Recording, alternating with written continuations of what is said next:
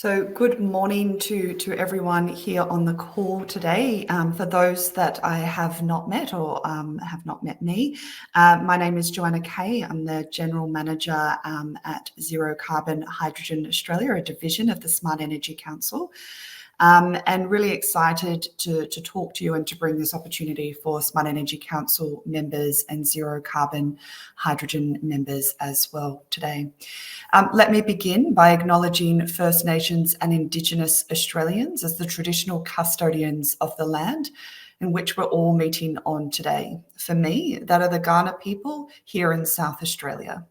I pay my respects to elders past, present and emerging, and acknowledge the valuable contribution First Nations Australians have in the clean energy transition. Currently, the steel industry contributes to around 7 to 8% of global greenhouse emissions. It's often considered one of the most difficult areas to decarbonise. The global green steel market is poised for extraordinary growth between now and 2030. Research analysts have predicted that this market could reach an approximate valuation of $47.2 billion by 2030, and others are even more optimistic. Forecasts anticipate over $350 billion by 2032. Modelling also suggests that expanding renewable energy, wind, solar, renewable hydrogen, that the cost of green steel could drop significantly, reaching $900 per tonne by 2030 and a remarkable $750 per tonne by 2050. This means that green steel could become cost competitive with steel produced from fossil fuel in select regions by 2030. The Smart Energy Council, along with Zero Carbon Hydrogen Australia, recognise the talent and innovation that we have within our membership. We're excited to be able to present to you today and support the Near Zero Steel Challenge. In October 2023, the Greenhouse Tech Hub in Sydney was created. It's a dedicated climate tech hub in Australia.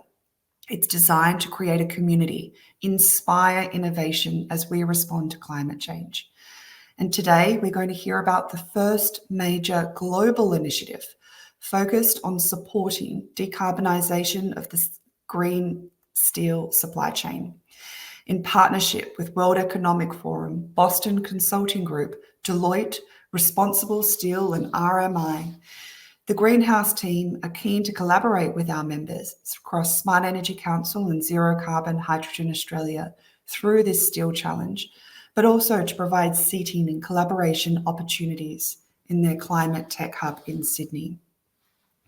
I'd now like to pass over to Mark Rowland, Chief Collaboration Officer, to be able to talk more about this fantastic opportunity. Over to you, Mark.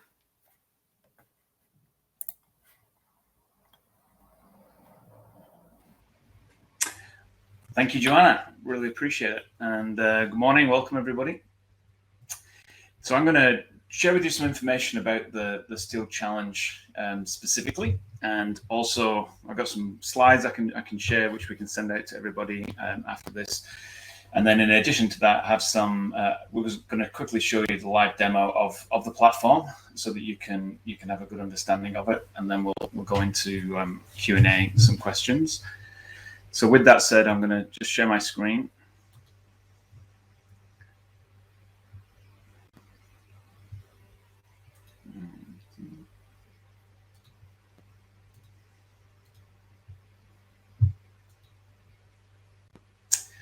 Okay.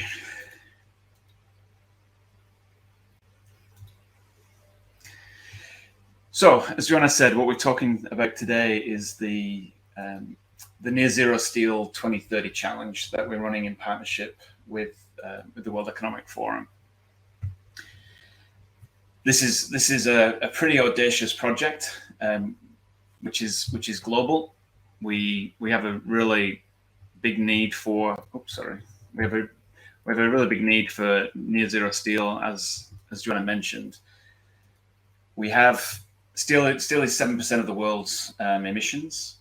So we currently purchase about 1.8 billion tons of steel. We have about 3 billion tons of CO2e coming from the steel industry. So it obviously is crucial for any decarbonization plan of any country in the world to be able to decarbonize this sector. It is absolutely not going to be easy to do, and it's something that most of the steel companies in the world have said that they will attempt, but most of them are actually going for a 2050 timeline, as opposed to what the First Movers Coalition is trying to do, is to encourage this to be done by a 2030 timeline, or at least, even if you aim for 2030, even if you become in at 2035, 2040, at least beat that ambition that most steel companies in the world currently have of 2050. So this project is predominantly focused on decarbonizing steel, but we looked at it from a completely holistic perspective. In order to be able to decarbonize the steel sector, there's a few things we have to hit. One is, is there even a demand for near zero steel? Is there anybody that's actually interested in purchasing near zero steel? Then secondly, how do we find those steel companies all over the world that are progressive and ambitious that would like to be able to produce near zero steel? And then finally, there's a lot of enabling technology that's required to support a steelmaker to actually decarbonize, whether that be carbon capture technology from using traditional blast furnaces, whether that be using green hydrogen and electric arc furnaces, whether that be using some advanced electrolysis that everyone's dabbling in right now, and the renewable energy that's required to support the electrification of the steel industry is quite staggering. We're talking about terawatt hours of renewable energy required. So it's definitely it's not going to be something that's easy to do, and it's definitely something that we need lots of different industries and economies to support.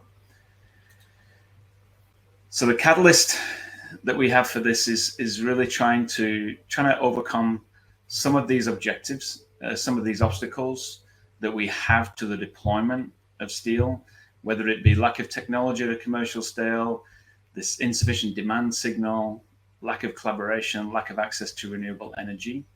And really, our objectives with this initiative across these 3 different individual challenges is to help with each of those obstacles. How do we increase the demand signal? How do we help a steel mill realize there is market, realize there is significant investment that could be put to this, which would be money well spent? How do we promote collaboration globally? And how do we really showcase the ambition and innovation of a lot of companies that have potential solutions that we could apply? So most people ask, what is near zero steel? It is a defined term. If you go to the IEA website, you'll be able to see what the International Energy Agency defines as near zero steel. Also, Responsible Steel, which is one of our partner companies, as Joanna said, they also have their own definition, which is in line with IEA's definition. Essentially, it's on a sliding scale. If you have 0 scrap steel in your supply chain of the crude steel, you are allowed 400 kilograms of carbon emissions or carbon equivalency emissions per ton of steel. So for every 1,000 kilograms of steel, you're allowed 400 kilograms of CO2e. At the moment, the average is somewhere around about 2,800 kilograms of CO2e per 1,000 kilograms of steel. So 2.8 tons of CO2e per 1 ton of steel. Hence, it's one of the biggest emissions that we have of any. Well, it's the biggest industrial sector emission that we have on the planet. And if we are literally going to try and decarbonize as a species, we absolutely need to start with sectors like steel, like concrete, because they are literally everywhere. They're in the buildings, they're in the cars, they're in our planes, they're in our phones, they're in our solar panels, our wind turbines. You can't go anywhere without seeing steel in any kind of major city anywhere in the world. And with the developing nations developing, as they should, there's going to be a lot of demand for steel increasing over the next 20, 30 years. So if we continue down the pathway of producing 2.8 tons of CO2e per ton of steel, as this new demand kicks in, we're going to be in a whole world of pain. So just to reiterate, there's 3 separate challenge topics that we have under this initiative. One is for demand, one is for supply, and one is for enabling tech. So if you are a buyer of steel, you would click on the demand challenge, express interest in purchasing and securing your own near zero steel, which could give you market differentiation opportunity, which will allow you to secure what will be quite a scarce resource, initially at least. There won't be too many steel companies being able to produce near zero steel. So if any company has ambition to reduce their emissions, to use this as a point of market differentiation, this will be an incredible opportunity to start to secure those offtake agreements. Then the supply challenges for steel suppliers, like I said, that have got ambition of being able to create and produce near zero steel. And then the enabling tech side is for all the enabling technologies, all the entrepreneurial companies out there that are developing and scaling solutions in green hydrogen, in carbon capture use, carbon capture storage, renewable energies, advanced electrolysis, advanced furnace technologies. There's a lot of tech and new ideas, new innovation that is currently being developed and just needs to be deployed at scale. As Joanna mentioned, there's a bunch of companies here that are supporting this initiative and helping us either as a knowledge partner or spreading the word, or as Responsible Steel is helping us with our certification of near zero steel, so that buyers and sellers can feel comfortable that they know what they're doing. And then, as Joanna already mentioned, she did a great job introducing Greenhouse. The other parts of the Greenhouse team is we have a tech hub, which is in Sydney, 4,000 square meters of space for climate tech companies.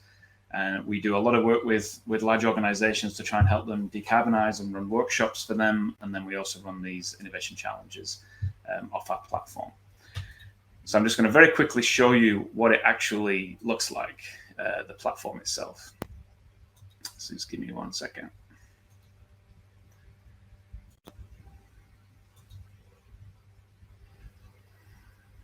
Okay, so this is the Greenhouse Challenge platform. It is a global platform, as we've said. It is it's one that was supported by us with the New South Wales government. So we're very grateful for the support that we've been given by the New South Wales government to kick this off. It was actually the world's first innovation challenge platform dedicated to climate action. It was launched in 1995 in Australia, so we had a world first here.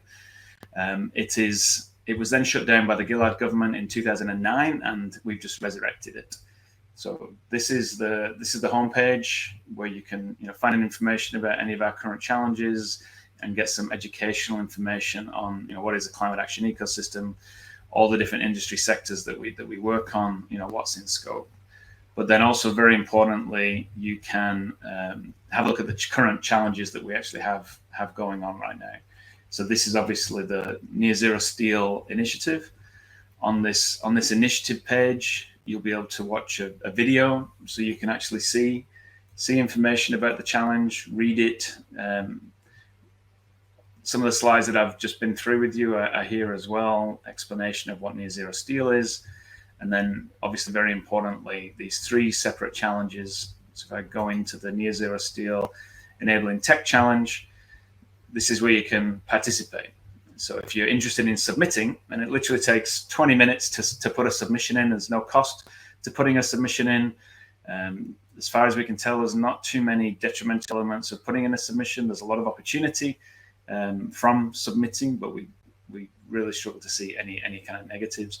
Here you would just put in your name, your company name, which enabling technology is it? Are you carbon capture use? Are you carbon capture storage? Is it renewable energy for hydrogen? Is it low carbon hydrogen supply? And then just some information, just general questions. Again, nothing too confusing. Once you're finished, you then submit your entry, and then you're in. And when you're in, you are visible to the world. So you are visible to potential investors, you're visible to other corporates, you're visible to the World Economic Forum. And at the end of the challenge, we will have some subject matter experts going in and reviewing the submissions. So hopefully that will help. Those of you that actually have some really good, high quality solutions, having our subject matter experts go through and evaluate your technology and kind of give it the seal of approval, one would hope would be supportive of you getting further contracts with corporates, or even getting further investment. So I'll stop there. Thank you.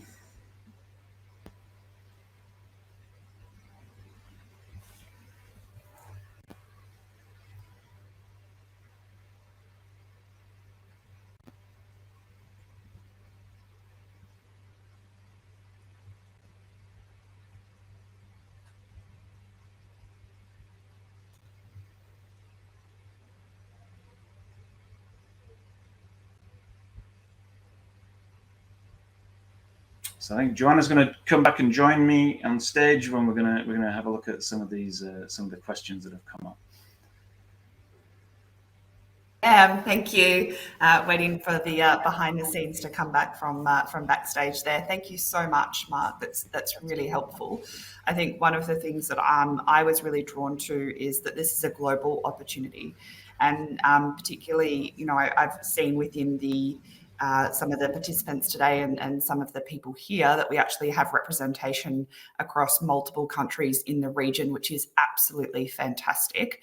And certainly, I think the Asia Pacific, India Pacific, we really have a great opportunity to decarbonise our steel industry here, and certainly feel those benefits within the region. So that's remarkable.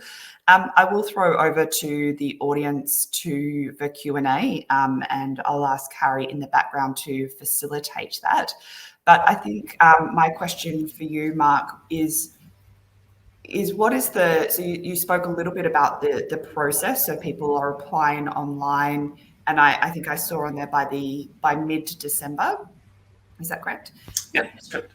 Mid-December. And then what's the process thereafter? So how long will that process take, and what does that look like? And what is the kind of engagement that we could expect from investors or to really highlight the talent and technology from this region? Yeah, no, great question. So a few things are going to happen after the challenge ends, and probably the biggest update we'll give will be at Davos. So the World Economic Forum has an annual meeting every year. And when is Davos this year? Yeah, it starts on the 15th of January. So it's always mid-January. Usually the worst time ever to try and get to Davos because it's snowy, cold. But you can ski.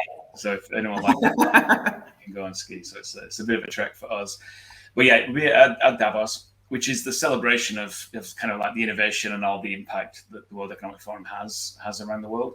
There's also going to be an update at COP.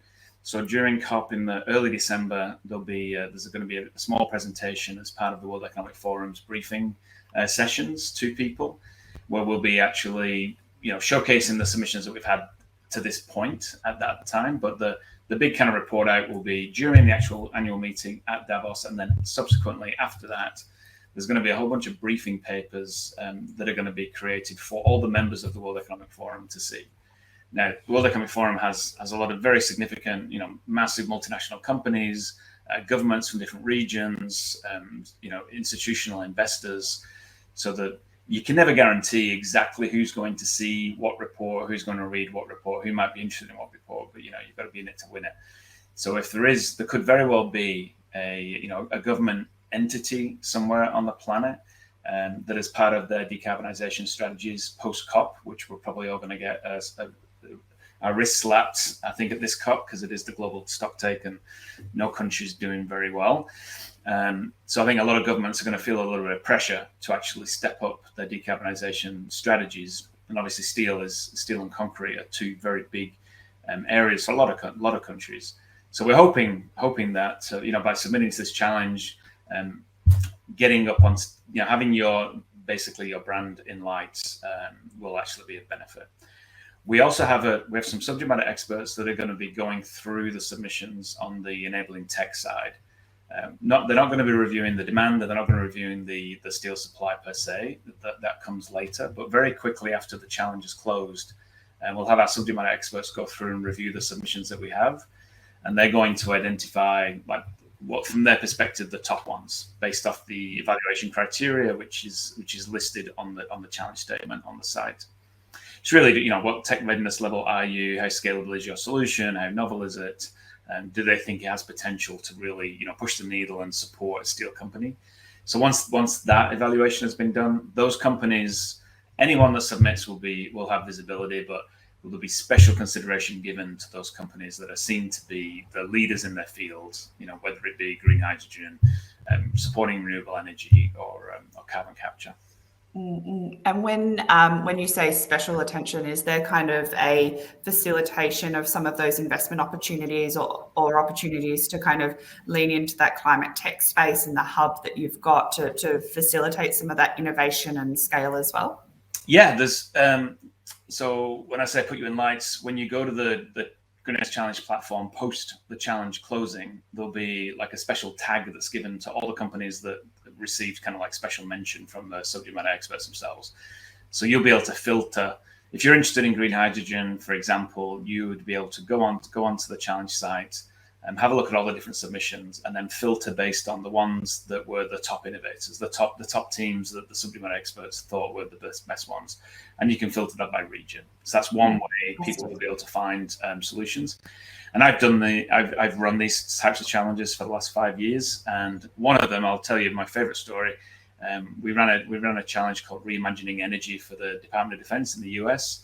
And there was one particular company that didn't actually get a contract through the challenge, didn't get a contract through the US government or the US Air Force who were sponsoring the challenge. But a Pakistani government official came to our showcase event, had a look through all the people that submitted that were given special mention, found this one company, reached out to them in the challenge platform, and they got a $1 million contract. So they sent me an email just to say, hey, thank you so much for the process. We were a little bit dubious, when you said, hey, this could lead to something, but it did. So I felt like they'd won the lottery by making it happen. So these things, I do know just from personal experience that these things do happen. Yeah, in addition to that, from an Australian perspective, because obviously this is a global challenge, we're running it on behalf of the World Economic Forum, but we're Australian, and we're very biased to supporting our own country.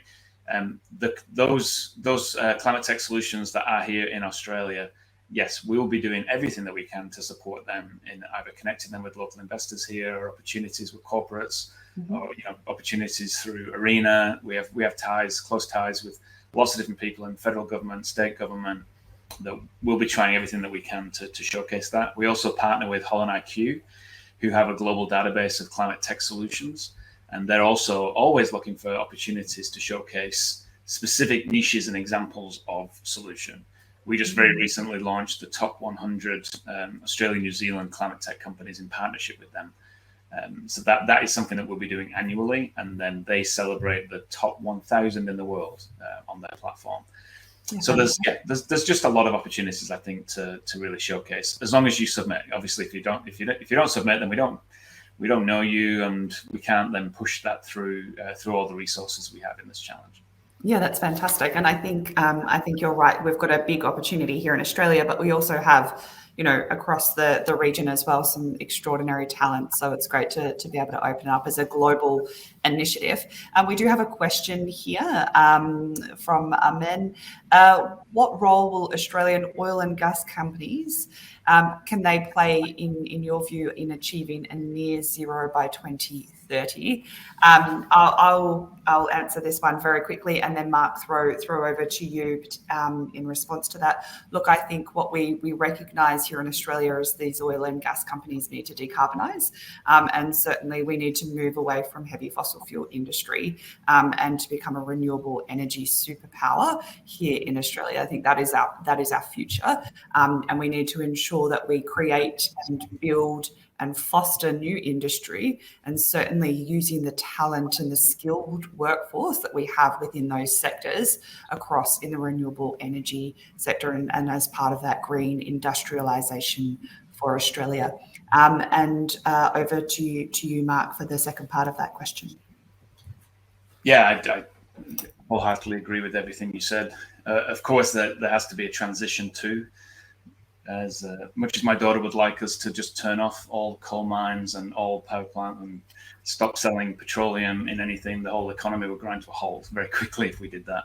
So obviously we can't have that happen. So yeah, I think they absolutely play a role in the transition.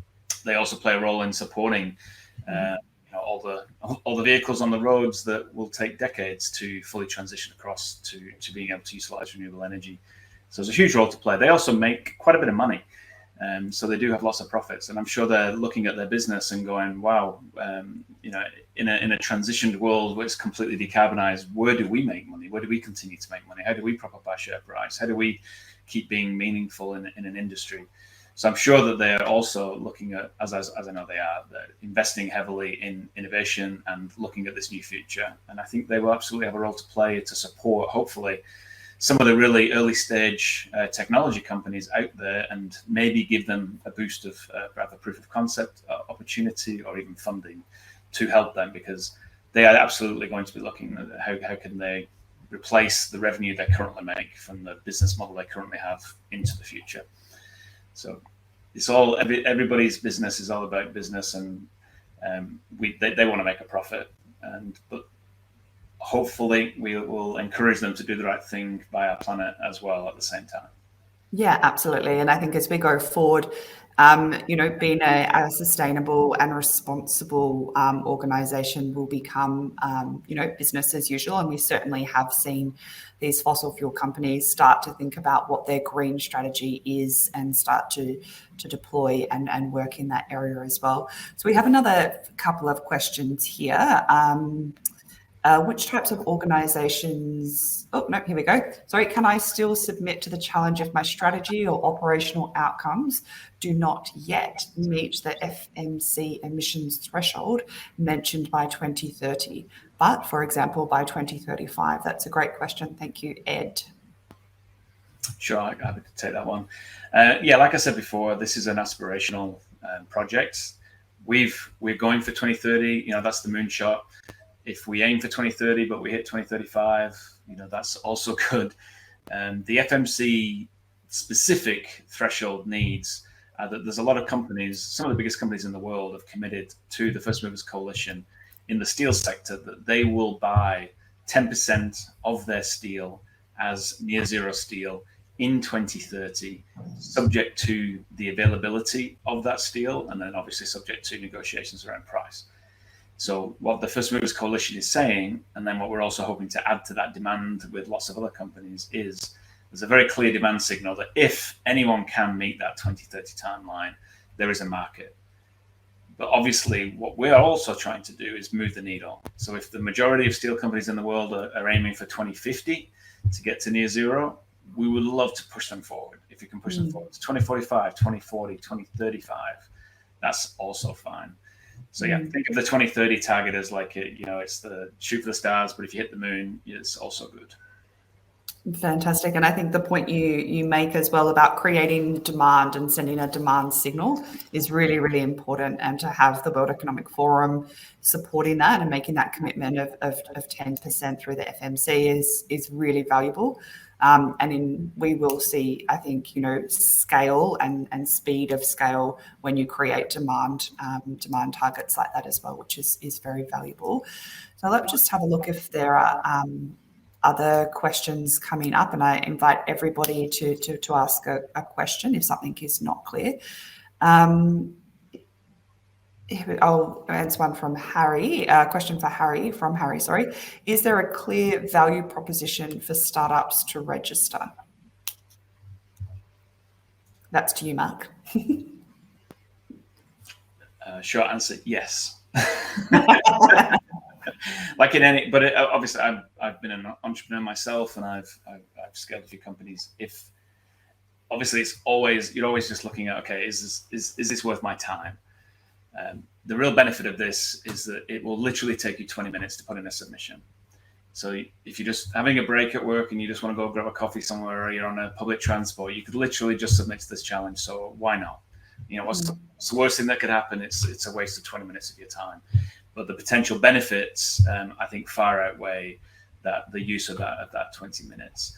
So yeah, I think always, as long as you've got a relevant technology, obviously, please don't submit if it's not relevant to this challenge at all. But if it is a relevant technology, then yeah, you're going to have an opportunity to engage with other companies in your sector that might be in different countries.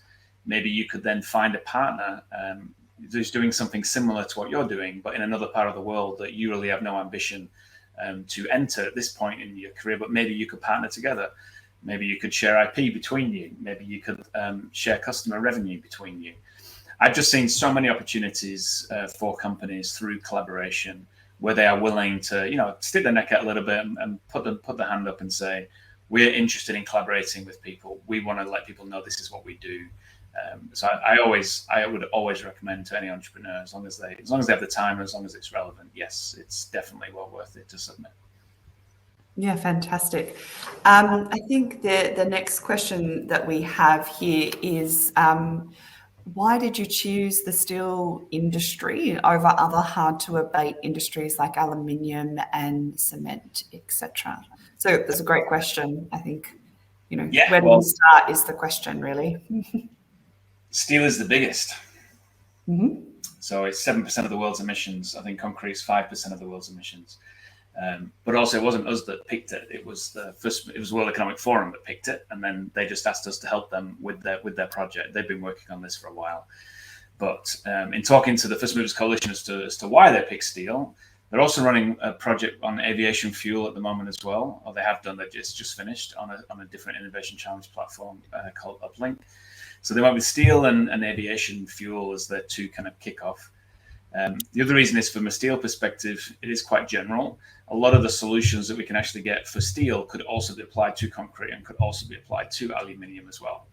But given that steel is the biggest emitter, and steel is used more than aluminium as an example. I think the other reason is people pronounce it aluminum in parts of the world, and it's just confusing. So steel is steel, no matter where you are in the world. That's great. I think particularly in Australia, we have a lot of opportunities actually through the whole kind of steel value chain to decarbonise, and certainly put in some and embody decarbonisation into some of our critical minerals and raw materials that we can then send off and export overseas as part of that supply value chain. So incredible opportunities, particularly for Australia in this. And like you say, 7 to 8% of global greenhouse emissions. So this is a significant part and a significant opportunity to move. One thing to add as well, Joanna, is we say steel. It's also obviously iron. I mean, iron is 97, 98% of steel. We mine a lot of iron ore in this country. And unfortunately for us, the type of iron ore that we mine in Australia doesn't lend itself as easily to some of the decarbonisation strategies other countries are deploying, which puts our iron ore industry under a little bit of threat. So really another reason for us as a big iron ore producer on the planet to try and think, well, how could we figure out a way of decarbonising the iron in our country? And then instead of exporting iron ore, just dirt from the ground, why not export iron? And then if we were to export iron, that would create a ton of opportunity for green hydrogen in this country, for renewable energy in this country, et cetera, et cetera. So it just turns it more into a more value-adding industry, I think, for Australia at least, again, being selfish. Yeah, absolutely. And I'll go to the final question, unless we have another one from the audience pop up. But what stage TRL companies are eligible, Mark? Well, I'm assuming everyone knows what a TRL is. Well, let's start there. I don't. So TRL stands for tech. Well, I'm sure it stands for other things, but in this context, it stands for tech readiness level. So thank you. I spent 10 years in the US, just got back. So in the US, we have 9 TRLs. In other countries, they have 10 or 11. But if you think of it this way, I usually group them into 3 different levels. So one is like very early stage. I have an idea. I have a concept.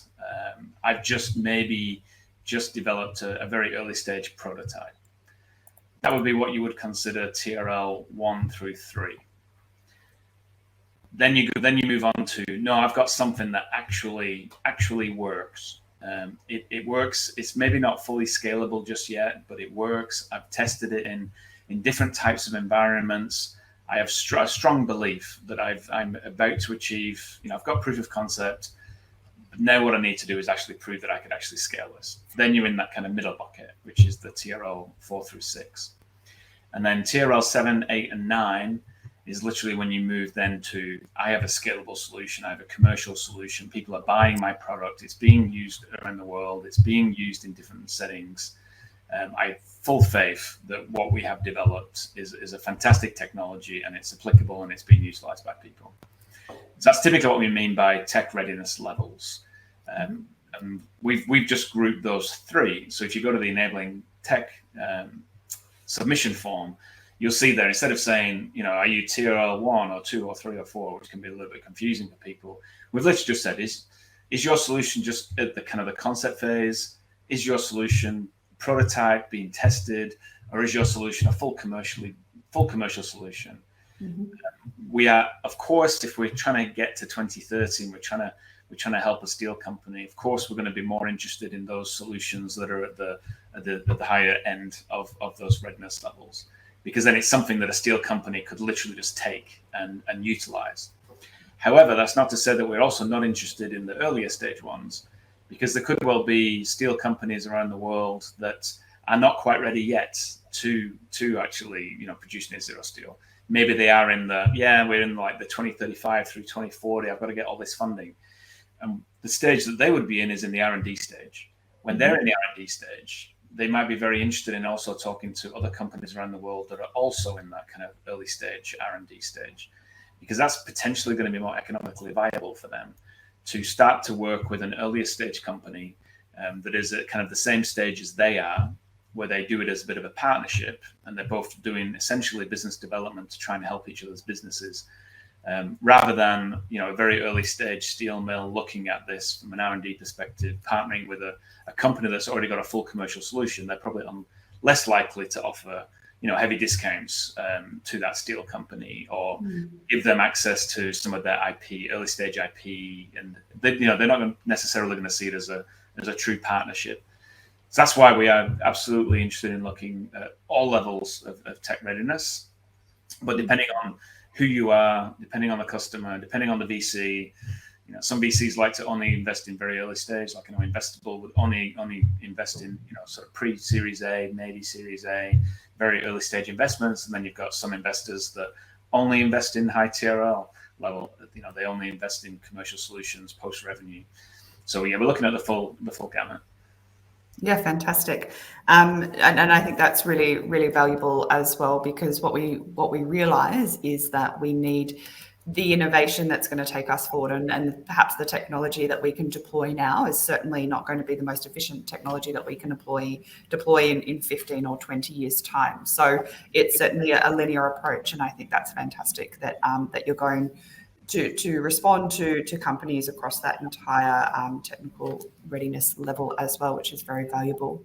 I think what we'll do now is wrap up for today. So I want to thank you, Mark, and the team as well.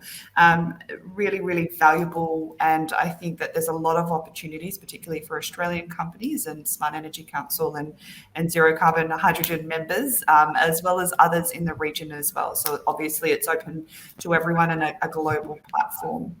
And I think the idea of being able to demonstrate and showcase the talent that we have here in Australia and what we can do, particularly to support the world decarbonise, is incredible.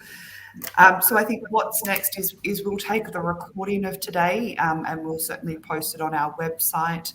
And I will share your details and Harry's details as well to others through LinkedIn and our website, so people can connect with you. But encourage everybody to put in a submission by the 15th of December. And I think there is an information session that you run twice a week. Is that right, Mark, as well? Yeah, we've got 2 time zones, so 4 sessions a week, Tuesdays and Thursdays, Australian time, 1 in the morning, 1 in the evening. Okay, fantastic. And perhaps we'll share those details as well for those that would like to ask some more questions or get some guidance on their submission.